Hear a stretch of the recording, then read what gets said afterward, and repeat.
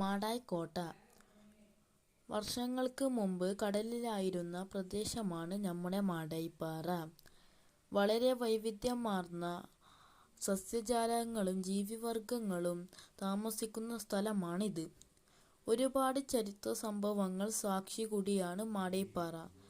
പാറയിലെ മാടായി കോളേജിന്റെ പരിസരത്ത് പണ്ടുള്ള വ്യാപാര മേഖലകളുടെ അവശിഷ്ടങ്ങൾ കണ്ടെത്തിയിരുന്നു. 1765-68 കാലഘട്ടത്തിൽ ഹൈദരലിയും പട്ടാളവും തമ്പടിച്ച സ്ഥലമാണ് മാടായിപ്പാറയിലെ പാളയം മൈതാനം. ഇന്ത്യയിൽ ആദ്യമായി ജൂത കുടിയേറ്റം നടന്നത് ഇവിടെയാണ്. 2000 വർഷം മുമ്പ് മുഷ്ക രാജവംശത്തിലെ വല്ലഭൻ രാജാവ് പണികഴിപ്പിച്ചതാണ് ഈ കോട്ട. പിൻകാലത്ത് കോലത്തിരി രാജാവിന്റെ പടനായകനായ മുരുകൻ ചേരിക്കേളുവിന്റെ അധീനതയിലായിരുന്നു ഈ കോട്ട. ടിപ്പു സുൽത്താൻ നിധിവെച്ച ഗുഹയും ഇവിടെയുണ്ട്.